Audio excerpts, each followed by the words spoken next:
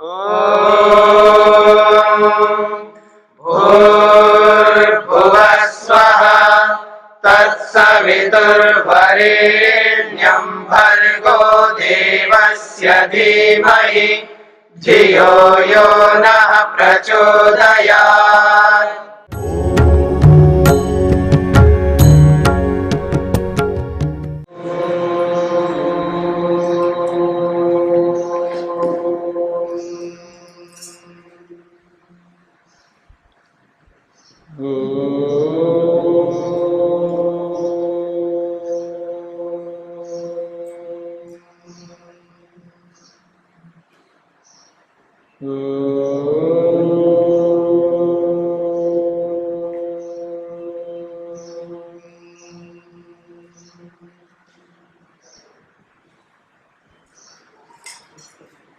सांख्य कारिका का चौथा दिन।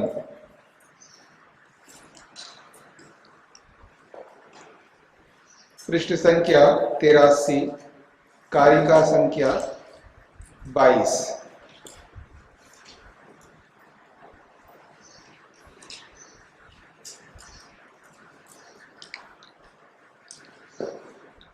पिछली कारिका में ये स्पष्ट किया गया था, प्रधान की सृष्टि सर्ग पुरुष के भोग के लिए और कैवल्य को प्राप्त करने के लिए है।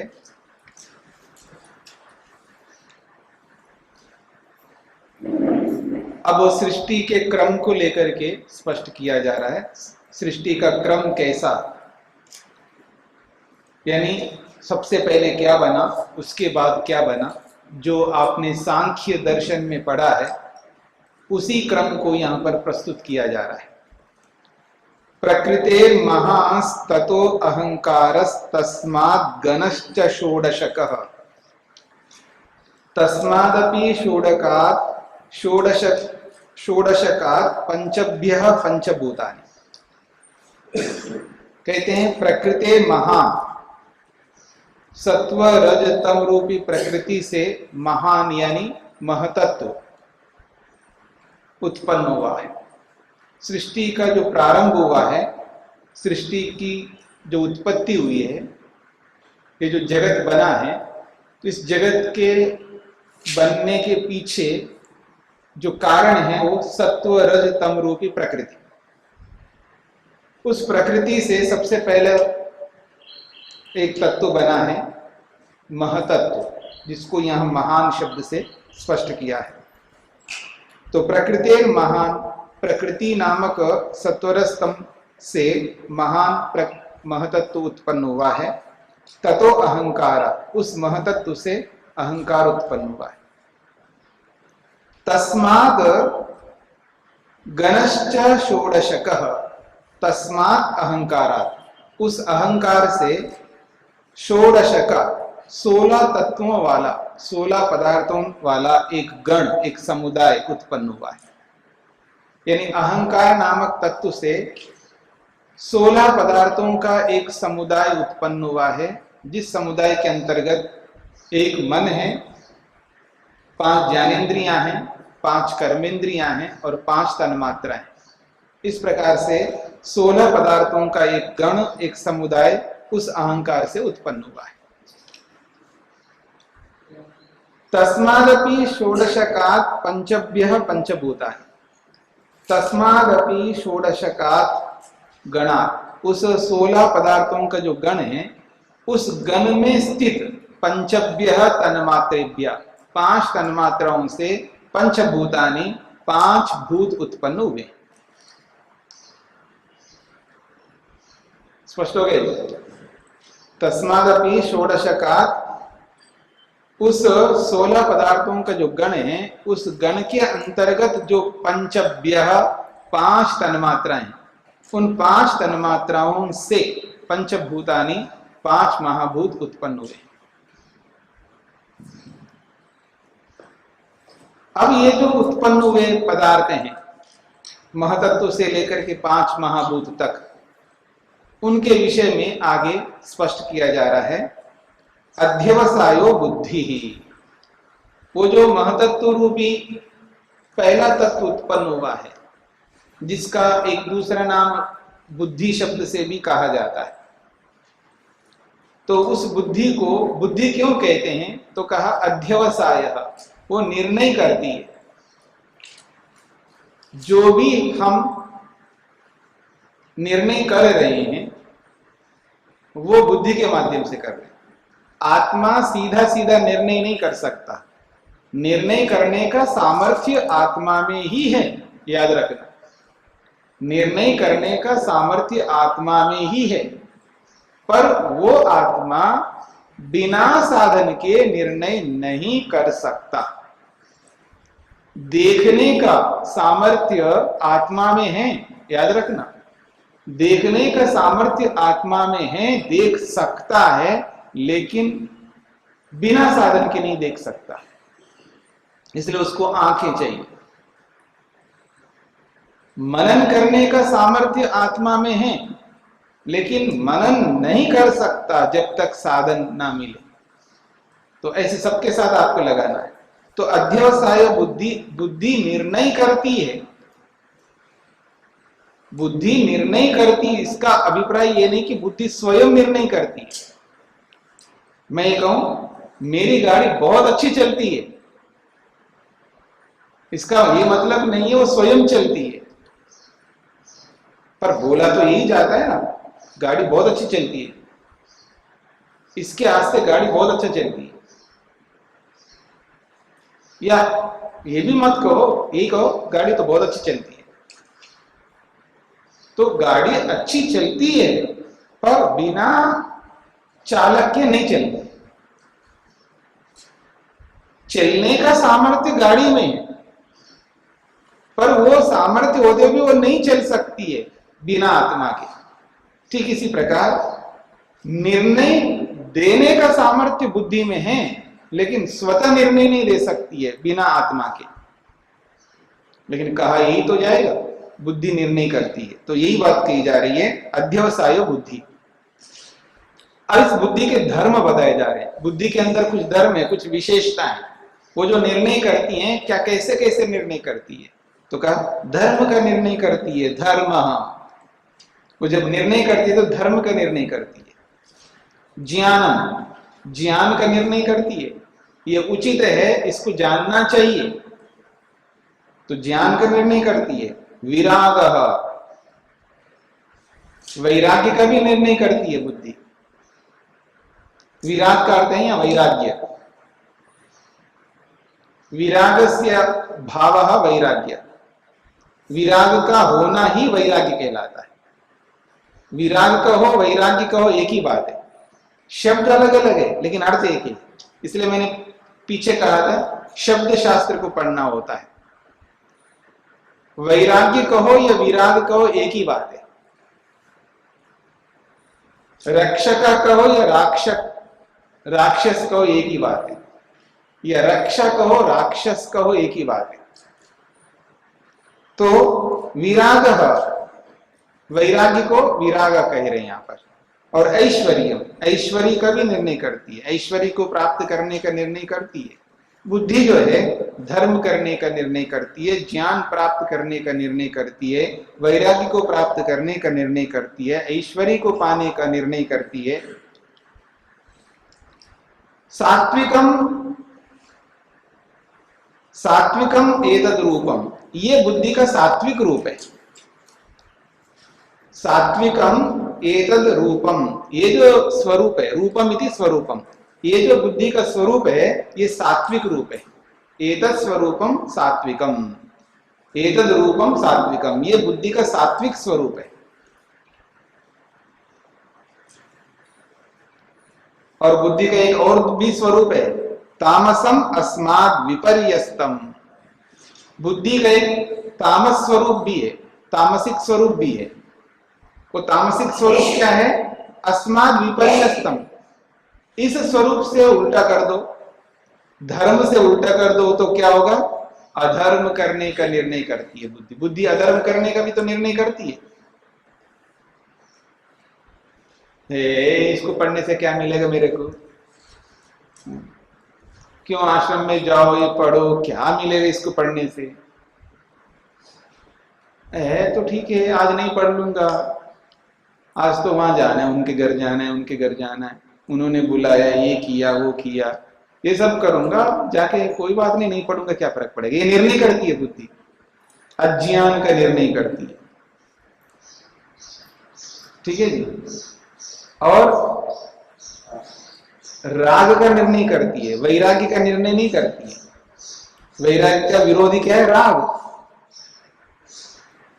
त्याग करना निर्णय करती नहीं है, पकड़ने का निर्णय करती है, राग करने का निर्णय करती है। नहीं जी, ये तो मेरा बेटा है, मैं बेटे में राग नहीं करूंगी तो कहां करूंगी? हाँ? ये तो बेटा है, मेरे दिल का टुकड़ा है, ठीक है, करो राग। बुद्धि जो है वैरागी का जब निर्णय नहीं करती तो किसका निर्णय करती है? राग का निर्णय करती है। और जब ऐश्वर्य का निर्णय नहीं करना है तो अनैश्वर्य का निर्णय करती है। जब आदमी सात्विकता में रहता है तो ऐश्वर्य को प्राप्त करने की चेष्टा करता है। जब सात्विकता में नहीं रहता ना, तामसिकता में आता है, नहीं करूंगा मेहनत, क्या कर लोगे मेरा? मेहनत नहीं करूंगा, बैठा रहूंगा, काम नहीं करूंगा। आदमी मेहनत नहीं करता है तो अनैश्वर्य। बहुत सारे लोग होते हैं, रहते हैं पर पढ़ते नहीं, वो निर्णय यही करते हैं, नहीं पढ़ूंगा, मेरे को क्या मिलेगा इसको पढ़ने से, नहीं पढ़ता। पढ़ने से जो ऐश्वर्य मिलता है वो नहीं मिलेगा फिर उनको, तो अनैश्वर्य का निर्णय करते हैं वो। मान लीजिए किसी को जानकारी मिलती है तो जानकारी से बहुत बड़ा ऐश्वर्य मिलता है। बताओ क्या ऐश्वर्य मिलता है जानकारी से? प्रसन्नता मिलती है, ये कोई छोटा मोटा ऐश्वर्य नहीं है। हाँ, तृप्ति मिलती है, ये बहुत बड़ा ऐश्वर्य है। किसी अच्छी चीज की जानकारी होना बहुत बड़ी प्रसन्नता की बात है। दुख दूर होते हैं, सुख प्राप्त होता है, ये कोई थोड़ा मोटा ऐश्वर्य नहीं है। समझने का प्रयत्न करना। जानकारी से, ज्ञान विज्ञान से बहुत बड़े बड़े ऐश्वर्य मिलते हैं। हाँ, दुनिया में एक तरफ सब पैसे वालों को रख दो, सब पैसे वाले, दुनिया भर के पैसे वाले एक तरफ, एक तराजू के पलड़े में सब धनिकों को रख दो, और उस सब धन का जो सुख मिलता है वो एक तरफ रख दो, और एक विद्या से, ज्ञान से जो सुख मिलता है उसको तराजू के एक पलड़े में रख दो। तो महर्षि स्वामी दयानंद सरस्वती जी कहते हैं, उस विद्या से मिलने वाले सुख के सामने इस संसार का सारा सुख 1000वें हिस्से के बराबर नहीं है। मेरी बात फिर सुन लेना। महर्षि स्वामी दयानंद सरस्वती जी कहते हैं कि दुनिया भर का जितना भी सुख है, चाहे धन का सुख लो या किसी का भी सुख लो, सभी प्रकार के सुखों को एक पलड़े में रख दो, तराजू के, सभी प्रकार के सुख, रूप का, रस का, गंध का, स्पर्श का, सोने का, चांदी का, कपड़ों का, मकान का, जमीन का, उसका, इसका, सब सुख एक तराजू के पलड़े में रख दो, ठीक है, और दूसरे पलड़े में केवल विद्या का सुख रख दो। तो वो कहते हैं विद्या के सुख के सामने संसार का सारा सुख 1000वें हिस्से के बराबर नहीं है। अब समझ लो, इतने अमूल्य ऐश्वर्य को कोई छोड़ेगा तो उसकी बुद्धि वैसी होगी ना, तामसिक बुद्धि। ये बात समझ लो। तो ये कहना चाह रहे हैं, तामसम अस्माद विपर्यस्तम। जब तामसिक बुद्धि व्यक्ति को होती है, तमोगुण से युक्त होकर के जब निर्णय करता है तो वो अनैश्वर्यशाली होता है, अनैश्वर्य प्रिय वाला होता है, और राग से युक्त होता है, और अज्ञानता से युक्त होता है, और अधर्म से युक्त होता है। ये बात कही। ये तो बुद्धि के बारे में बता दिया। अब बुद्धि के बाद अगला तत्व है अहंकार। अभिमानो अहंकार। अहंकार का क्या काम है? तो कहा अभिमान, वो अभिमान करता है। अभिमान का अर्थ होता है अहम का अनुभव कराता है, अहम की अनुभूति कराता है, मैं हूं इसका एहसास कराता है। आत्मा इतना कमजोर है, इतना कमजोर है, वो ज्ञानवान होकर के भी, चेतन होकर के भी, चेतन तत्व होकर के, लिविंग थिंग होकर के भी वो अपनी अनुभूति बिना साधन के नहीं कर सकता। यानी उसके अंदर ये स्वभाव है, मैं अनुभव कर सकता है, मैं हूं, इस अनुभूति को करने का सामर्थ्य है, लेकिन वो बिना यंत्र के नहीं कर सकता, बिना साधन के नहीं कर सकता। जैसे बिना बुद्धि के निर्णय नहीं कर सकता आत्मा, ऐसे ही बिना अहंकार नामक यंत्र के, तत्व के, उस वस्तु के, उसके सहारा लिए बिना वो निर्णय, वो अहम का अनुभव नहीं करा सकता। यहाँ अहंकार का मतलब घमंड नहीं है। अहंकार एक तत्व है, जैसे बुद्धि एक चीज, एक वस्तु है, एक साधन है, एक यंत्र है, वैसे अहंकार भी एक यंत्र है। ये सब यंत्र है। जैसे ये जो आंखें हैं, ये क्या है? साधन है, यंत्र है। इंद्रिय जो है, इंद्रिय क्या है? यंत्र है। जैसे आप चश्मा लगाते हो, क्या है? यंत्र ही तो है देखने का। तो ऐसे आंखें भी यंत्र हैं, ऐसे मन भी यंत्र है, ऐसे बुद्धि भी यंत्र है, ऐसे ही अहंकार नामक वस्तु है, वो भी यंत्र है। उसी अहंकार नामक वस्तु के साथ में यदि अज्ञानता जोड़ दो तो वो अहंकार का अर्थ होता है घमंड, ईगो जिसको आप कहते हैं। ईगो जो है, वो घमंड जो है, वो अहंकार के साथ में जब अभिमान, ये अविद्या जुड़ जाती है, मूर्खत्व जुड़ जाता है, तब वही घमंड होता है। क्या समझते मैं हूं, ये जो है ना, ये जो अहंकार है, ये अविद्या के कारण से। बाकी हाँ जी ठीक है जी, मैं भी हूं, मैं एक आत्मा हूं जी, मेरा भी एक अस्तित्व है, मेरे को क्यों भूलते हो जी, मेरे को भी याद करो ना, मैं भी हूं। ये अहंकार नहीं है, ये तो अपनी अनुभूति करा रहा है व्यक्ति, अपने अस्तित्व का अनुभूति दूसरे को करवा रहा थी। मेरे को भी याद रखो, मैं भी एक आत्मा हूं, मैं भी हूं, मेरा भी एक अस्तित्व है, ठीक है ना, मैं भी हूं, हाँ, ये है अहंकार, ठीक है। ये जो अहंकार है, इसमें अविद्या जुड़ी हुई है, इसमें अविद्या जुड़ी हुई है।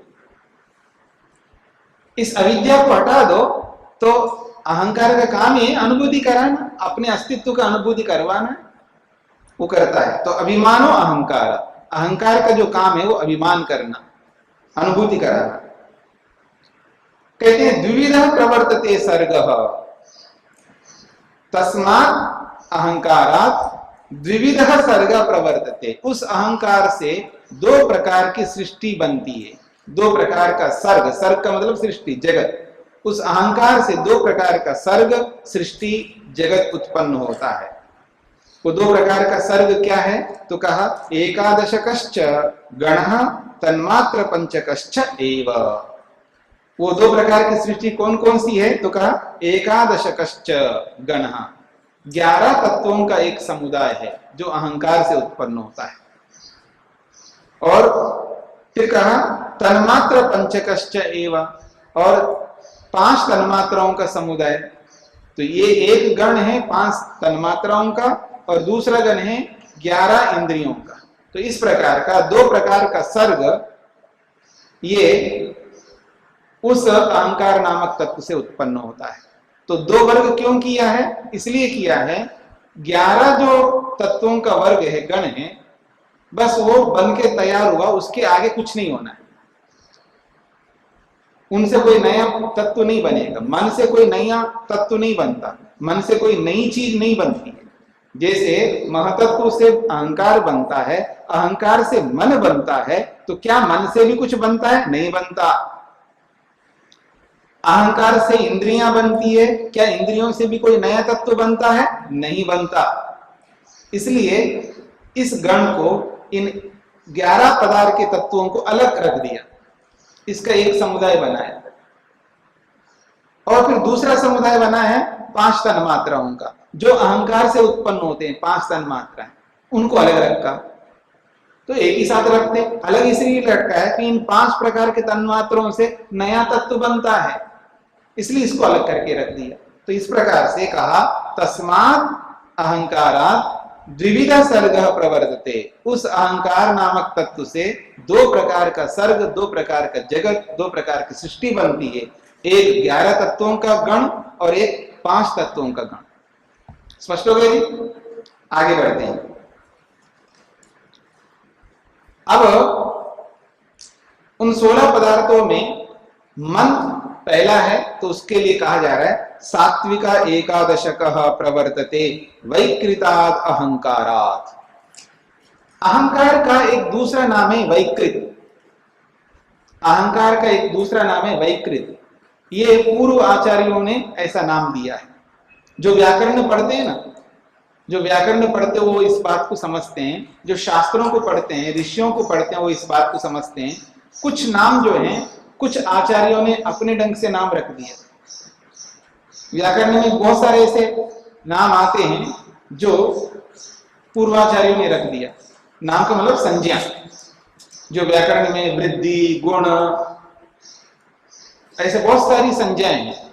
कुछ संज्ञाओं का उल्लेख जो है महर्षि पाणिनि ने किया है और कुछ संज्ञाओं का उल्लेख जो है पहले वाले आचार्यों के ले लिया उन्होंने।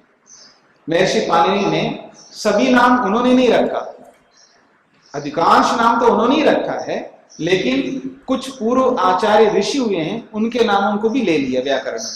तो ठीक इसी प्रकार यहाँ पर भी अहंकार तो है ही, उसका दूसरा नाम वैकृत नाम रख दिया है। पूर्व आचार्यों ने उसका नाम वैकृत रखा है। तो वैकृतात् अहंकारात् सात्विक एकादशकः प्रवर्तते।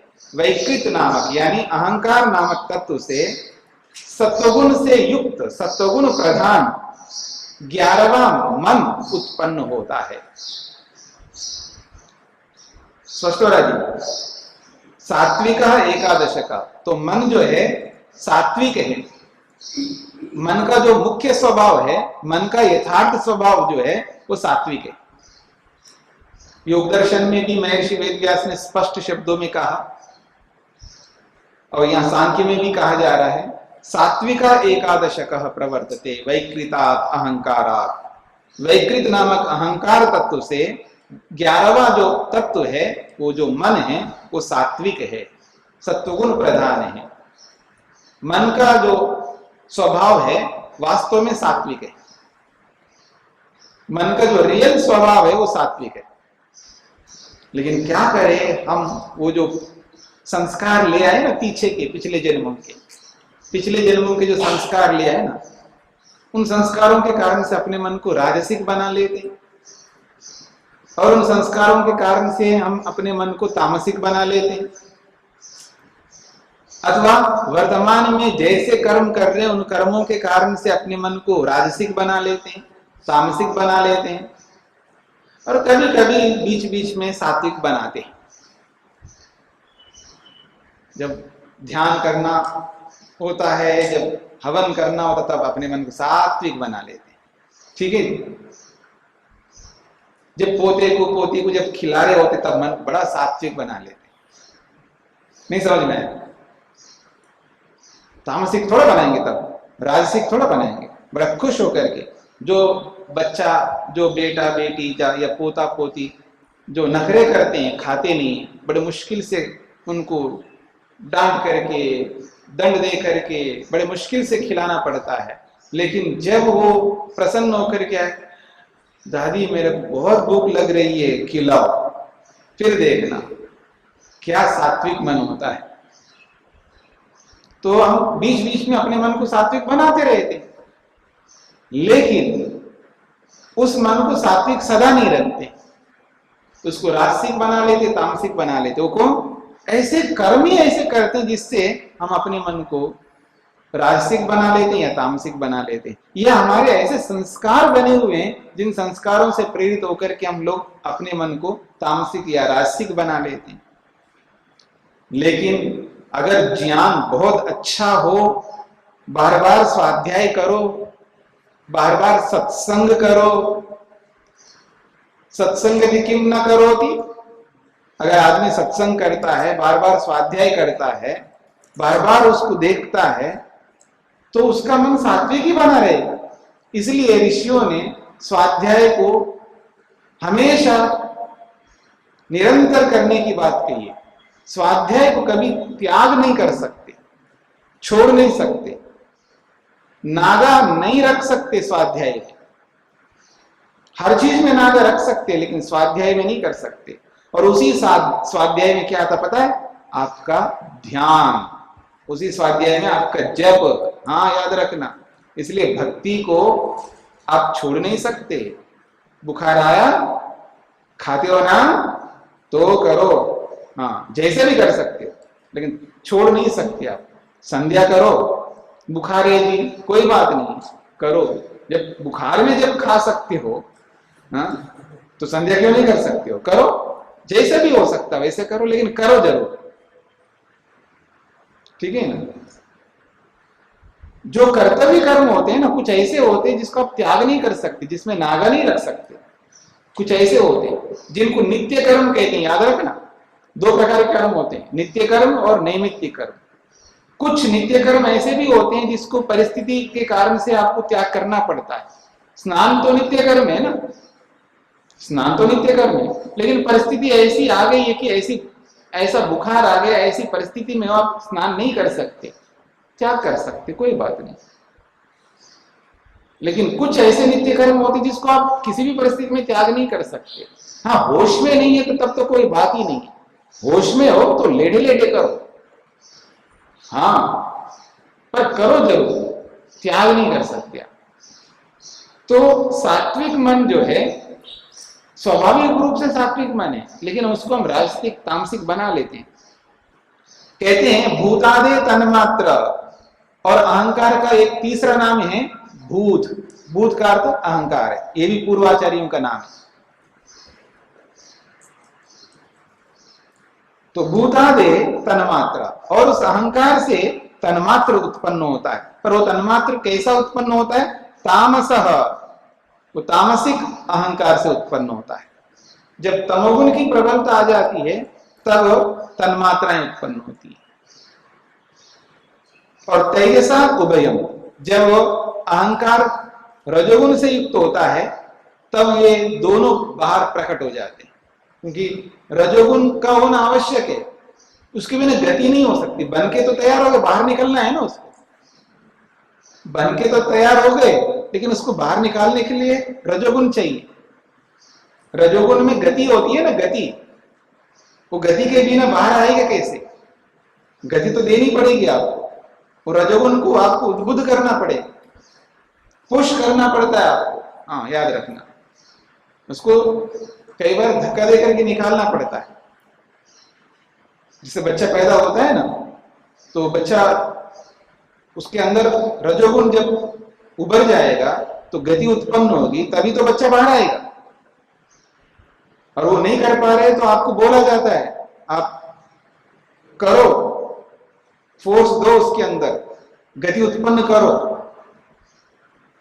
और खुद नहीं कर पाते दूसरे करते हैं,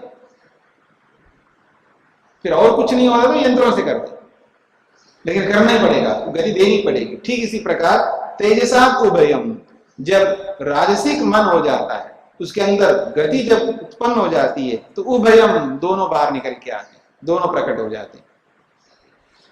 तो सात्विक एकादशक प्रवर्तते वैकृतात् अहंकारात्, जब वैकृत अहंकार से, सात्विक अहंकार से 11वां मन उत्पन्न होता है, और तामसिक अहंकार से 5 तन्मात्राएं उत्पन्न होते हैं, और तेजसा उभयम, और जब राजसिक हो जाए तो सभी के सभी उभयम, चाहे वो मन हो, ज्ञानेन्द्रियां हो, कर्मेंद्रियां हो और तन्मात्रा हो। उभयम का मतलब दोनों गण, उभयम का मतलब है ये दोनों नहीं है, मन और तन्मात्राएं नहीं, यहाँ पर उभयम का मतलब उभयम, दोनों गण। पीछे कहा था ना, पिछली कारिका में, दोनों गण जो है वो तेजस राजसिक अहंकार से दोनों प्रकट हो जाते हैं। द्यो शान्तिरन्तरिक्षं शान्ति, पृथिवी शान्तिरापः शान्तिरोषधयः